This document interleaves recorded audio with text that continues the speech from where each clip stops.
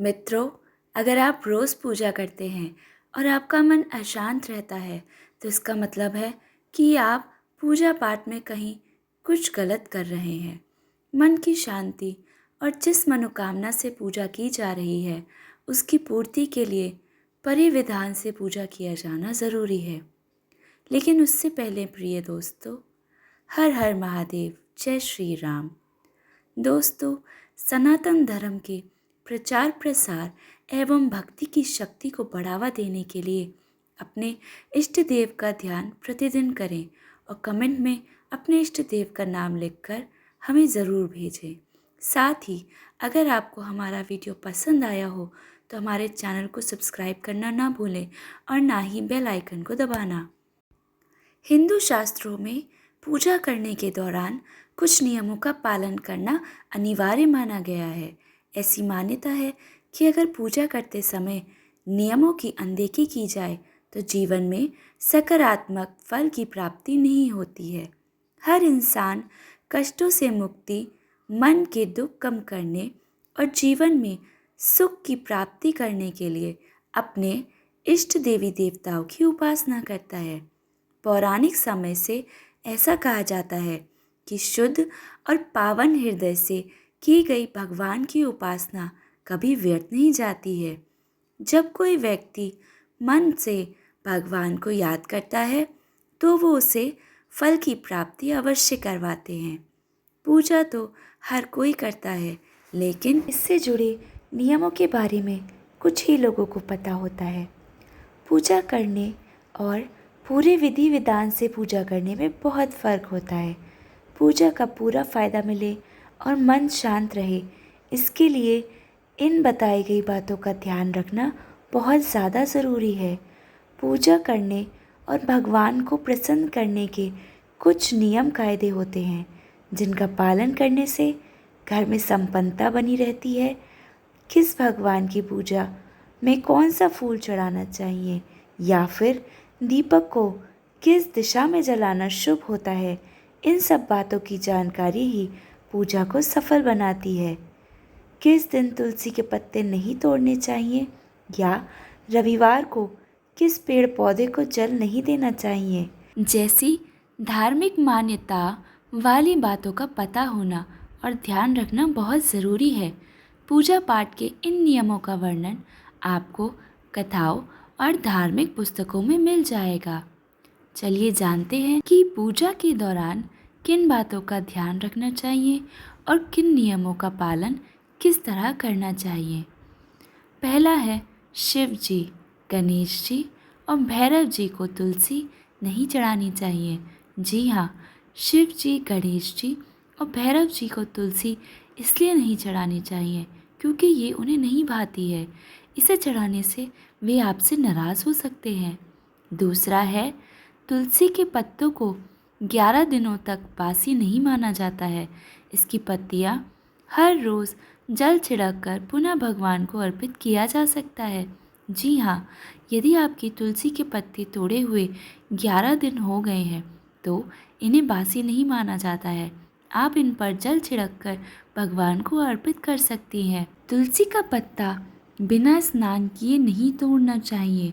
शास्त्रों के अनुसार यदि कोई व्यक्ति बिना नहाए ही तुलसी के पत्तों को तोड़ता है तो पूजन में ऐसे पत्ते भगवान द्वारा स्वीकार नहीं किए जाते हैं। अर्थात आपको स्नान के बाद ही या नहाने के बाद ही तुलसी का पत्ता तोड़कर भगवान को अर्पित करना चाहिए। अगला है रविवार, एकादशी, द्वादशी, संक्रांति तथा संध्या काल में तुलसी के पत्ते नहीं तोड़ना चाहिए।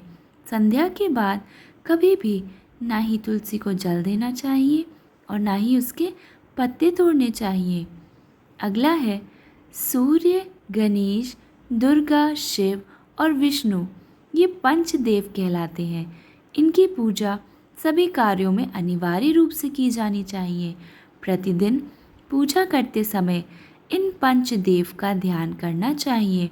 इससे लक्ष्मी की कृपा और समृद्धि प्राप्त होती है। सूर्य देव को शंख के जल से अर्घ्य नहीं देना चाहिए। ये उन्हें बिल्कुल नहीं भाता है। माँ को दुर्वा नहीं चढ़ानी चाहिए। यह गणेश जी को विशेष रूप से अर्पित की जाती है।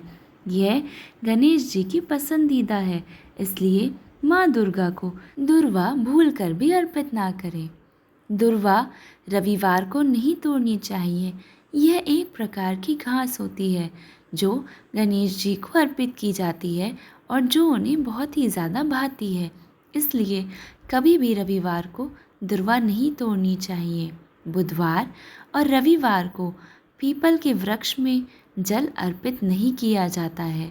जी हाँ, बुधवार के दिन और रविवार के दिन पीपल के वृक्ष में जल भूलकर भी अर्पित ना करें। इससे आपके जीवन में कुछ नकारात्मक प्रभाव पड़ सकते हैं।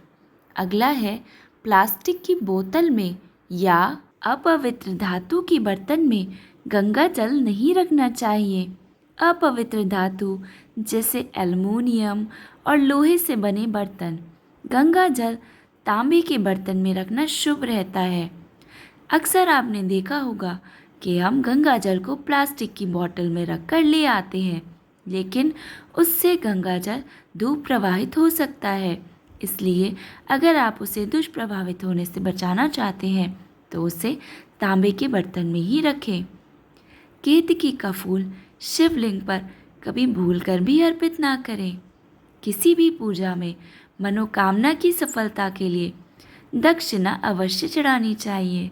जी हाँ, अगर आप किसी पूजा में अपनी किसी मनोकामना के साथ गए हैं तो उसमें उस पूजा की उस मनोकामना की सफलता के लिए दक्षिणा अवश्य चढ़ाएं।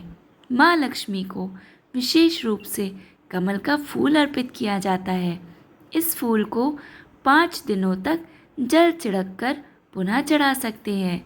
ये बासी नहीं होता है। हमेशा इस बात का ध्यान रखें कि कभी भी दीपक से दीपक नहीं जलाना चाहिए। शास्त्रों के अनुसार जो व्यक्ति दीपक से दीपक जलाते हैं वे रोगी होते हैं। जी हाँ, अक्सर हम जल्दबाजी में और समय बचाने के लिए एक दीपक की रोशनी से दूसरे दीपक को जला देते हैं, लेकिन ऐसा कभी नहीं करना चाहिए। जो लोग ऐसा करते हैं वे लोग रोगी होते हैं। घर के मंदिर में सुबह एवं शाम को दीपक अवश्य जलाएं। एक दीपक घी का और एक दीपक तेल का जलाना चाहिए। किसी भी देवी देवता या भगवान का पूजन करने से पहले स्नान किया जाता है। स्नान के पश्चात शांत मन से भगवान के सामने आसन पर बैठा जाता है। कुछ लोग पूजा करते समय ज़मीन पर ही बैठ जाते हैं। पूजा करते समय कभी भी ज़मीन पर नहीं बैठना चाहिए। जिस तरह से आपने भगवान को बैठने के लिए आसन दिया है, ठीक उसी प्रकार स्वयं भी आसन पर ही बैठें। शास्त्रों में कंबल और कुश के आसन को पूजा के लिए शुद्ध माना गया है। सर्वप्रथम गणेश जी की आराधना ही करनी चाहिए। आप चाहे किसी भी देवी देवता का पूजन कर रहे हो, लेकिन सर्वप्रथम हमेशा गणेश भगवान को ही प्रणाम किया जाता है। किसी भी हवन या शुभ कार्य की शुरुआत भी भगवान गणेश को प्रणाम करके ही की जाती है। ऐसा कहा जाता है कि भगवान गणेश को प्रणाम किए बिना पूजा करने से उसके फल की प्राप्ति नहीं होती है। धूप को हमेशा इस्तेमाल करें पूजा में।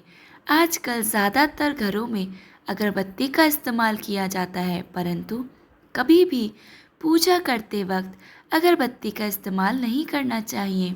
अगर अगरबत्ती में बाँस की डंडी का इस्तेमाल किया जाता है। हिंदू शास्त्रों में पूजा में बाँस का इस्तेमाल वर्जित माना गया है, इसलिए हमेशा पूजा में धूप का इस्तेमाल करना चाहिए।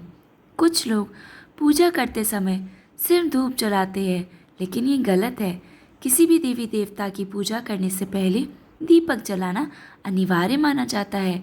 ऐसी मान्यता है कि दीपक हमारे द्वारा चढ़ाए गए प्रसाद, धूप और अन्य कार्यों का साक्षी होता है। अगर आप पूजा करने से पहले दीपक नहीं जलाते हैं तो भगवान तक आपकी प्रार्थना कभी नहीं पहुंचती है। पूजा के बाद शंख या घंटी बजाना बहुत महत्वपूर्ण माना जाता है। ऐसी मान्यता है कि शंख बजाने से मन और घर स्वच्छ होता है, सकारात्मकता आती है। पूजा के आखिर में शंख बजाने से घर की नकारात्मक ऊर्जा घर के बाहर चली जाती है। तो दोस्तों, ये थी आज की कुछ विशेष जानकारियाँ। अगर आपको हमारे द्वारा दी गई जानकारी पसंद आई हो तो हमें कमेंट बॉक्स में कमेंट करके ज़रूर बताएं और हमारे चैनल को सब्सक्राइब करना बिल्कुल ना भूलें और साथ ही साथ बेल आइकन को भी दबाएं। यदि अगर हमारी कोई नई वीडियो आएगी तो उसके द्वारा आपको तुरंत पता चल जाएगा कि हमारी नई वीडियो आई है। कृपया हमें सब्सक्राइब करके हमारा मनोबल बढ़ाएं ताकि हम भगवान की इन सब बातों को सबों तक पहुंचा सकें। धन्यवाद।